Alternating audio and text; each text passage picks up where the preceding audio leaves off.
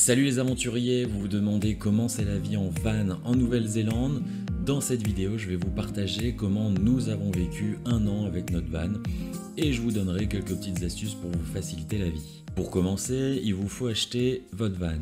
Pour ça, il y a plusieurs solutions, les groupes Facebook comme les Français en Nouvelle-Zélande, les différents garages sur place ou directement sur des sites internet. Je vous préconise de prévoir environ 2 semaines minimum sur place, le temps de zioter plusieurs annonces et surtout d'aller visiter ces vannes avant de vous décider. Nous, on est passé sur un groupe Facebook de Français car on n'était pas à l'aise en anglais et ça nous rassurait un petit peu de faire les visites en français. Attention, il faut savoir qu'en fonction de la période où vous cherchez votre van, il sera plus ou moins cher, ça s'explique tout bêtement en fonction de l'offre et de la demande. Généralement, les backpackers arrivent vers septembre-octobre, donc il y a beaucoup plus d'achats de vannes à ce moment et donc les prix augmentent. Alors que si tu arrives vers mai-juin, tu auras de grandes chances que les prix soient plus bas car les personnes qui veulent se débarrasser de leur van pour rentrer chez eux auront beaucoup moins de visites. Et généralement, ça varie d'environ 1000 €. Nous, on avait acheté notre van en octobre pour 6500 €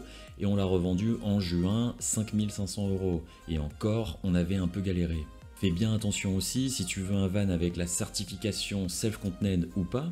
Pour faire simple, un van Self-Contained, c'est un véhicule qui dispose d'un toilette chimique embarqué, d'un évier, d'une réserve d'eau fraîche et d'un tuyau d'évacuation pour vider les eaux usées. En clair, ça veut dire que vous êtes autonome en matière d'hygiène. Ce certificat te permettra de t'arrêter et dormir sur beaucoup plus d'endroits dans le pays qui sont prévus seulement pour les vannes self-contained et qui sont généralement gratuits. Ça y est, t'as ton van, et maintenant? À toi de voir, mais nous on avait pris un petit Airbnb pendant une semaine sur Auckland, le temps de customiser un peu notre van et la ranger à notre façon, pour vraiment se sentir un peu plus chez nous. Après, t'embête pas trop avec ça, car durant tout le long de ton voyage, tu auras l'opportunité de l'améliorer.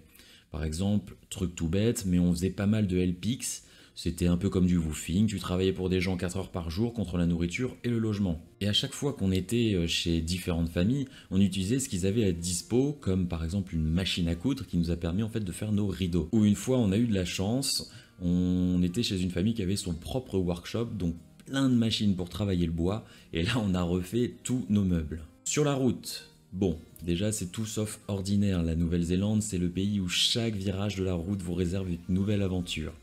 La vie en van, c'est la promesse de moments inoubliables et d'éclats de rire à chaque coin de rue, mais aussi de grands moments solitaires et gênants.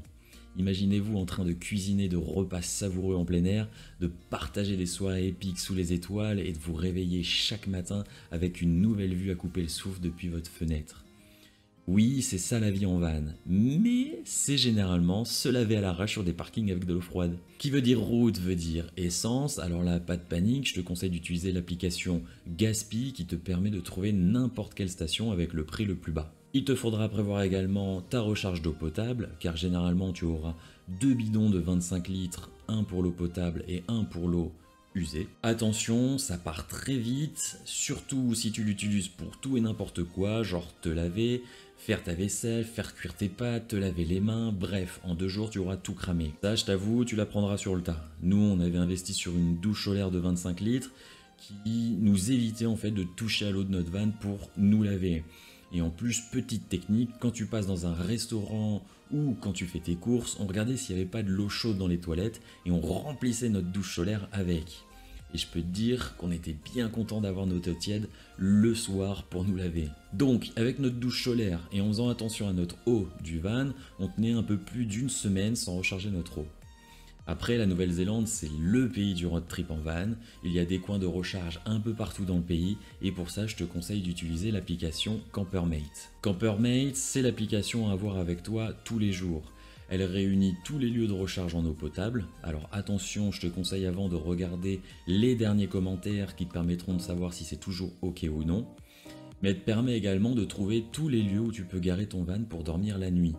Donc là, justement, en fonction de si tu possèdes la certification Self-Contained ou pas, tu filtres sur l'application et hop, t'as plus qu'à te mettre ton itinéraire pour aller dormir. C'est bien beau tout ça, mais concrètement, c'est comment de vivre tous les jours dans un van? Très franchement, c'est petit. Malgré que nous, on avait pris un van qui était rehaussé et rallongé, ce qui nous permettait en fait d'être presque debout, Mais quand on était assis, ben voilà, on était comme ça et pas la tête penchée. Et ça, c'est super important. Surtout quand tu restes un an. Et en plus, il était rallongé, ce qui nous permettait d'avoir vraiment un coin cuisine avec l'évier, le frigo, etc. Et on avait un coin lit qui se transformait en table pour manger ou jouer. Mais voilà, on avait vraiment ces deux coins séparés. Alors qu'à la fin de notre séjour, on avait pris une voiture van. Et là, je peux vous dire que c'était autre chose. La vie n'est pas du tout pareille. Parce qu'en fait, vous avez soit un coin lit, et votre cuisine, etc. est rangée, soit vous rangez votre lit, et là, vous avez un petit coin cuisine, ou de quoi... Bah, c'est tout. Bon, après, la vie en van, c'est aussi d'éviter de prendre ta tisane le soir, sinon tu vas avoir envie d'aller faire pipi pendant ta nuit, et du coup tu vas devoir mettre ta meilleure doudoune, ton meilleur jogging et tes meilleurs chaussons pour aller jusqu'aux toilettes. Et ça, qu'il pleuve ou qu'il vente, faudra bien que tu y ailles. Ou alors, libre à toi de faire dans les toilettes chimiques pendant que l'autre dort à côté. Nous, personnellement, on l'a jamais utilisé. À chaque fois, on sortait du van pour aller dans les toilettes. D'ailleurs, en parlant de froid ou de pluie, c'est l'autre galère du van, parce que qu'il pleuve ou qu'il neige ou qu'il y ait du vent, il faudra bien que tu manges. Et bah là, tu pourras plus cuisiner à l'extérieur, donc il faudra que tu cuisines à l'intérieur du van. Et là, il faudra bien penser à avoir de quoi manger pour de l'intérieur, parce que tu vas pas faire ta meilleure poêle à l'intérieur, parce que ça va sentir le barbecue partout dans ton van. Et tu as envie d'éviter ça. Tu sais pas tout, parce que s'il pleut, ça va être beaucoup plus galère pour aller te laver, sauf si tu vas à la piscine du coin. Mais sinon, bah, ça va être à l'intérieur de ton van, donc là tu vas soit te faire chauffer une casserole, et puis bah, à l'ancienne, hein, tu vas te nettoyer un petit peu comme ça, ou alors la lingette. Oui, l'hygiène, c'est galère de temps en temps. Je sais que pour les femmes, c'est compliqué et ça fait peur. Maintenant, il faut savoir qu'Anaïs, avant notre voyage, elle se lavait les cheveux 2 fois par jour, une fois le matin et une fois le soir. Aujourd'hui, après le voyage, elle se lave les cheveux qu'une fois tous les 2 jours et elle se porte très bien. Mais attends, le pire, c'est quand tu te réveilleras en pleine nuit, genre 3 h du matin, et que tu entendras des petits bruits de grignotage de chips dans ton placard.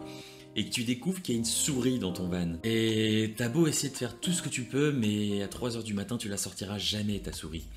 Donc petit conseil, tu prends une tapette à souris, tu achètes du beurre de cacahuète, les Néo-Zélandais adorent ça, et je peux te promettre que les souris aussi.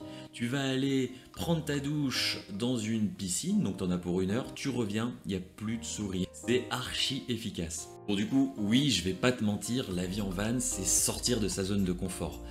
Et malgré ça, t'en redemanderas encore, car l'expérience est vraiment inoubliable. Chaque jour, c'est des souvenirs en fait. Et personnellement, moi, mon année en Nouvelle-Zélande, c'est vraiment la meilleure année de ma vie. Et c'est pour ça qu'on est en train là d'organiser notre tour du monde. N'hésitez pas à partager en commentaire aussi vos différentes expériences en van.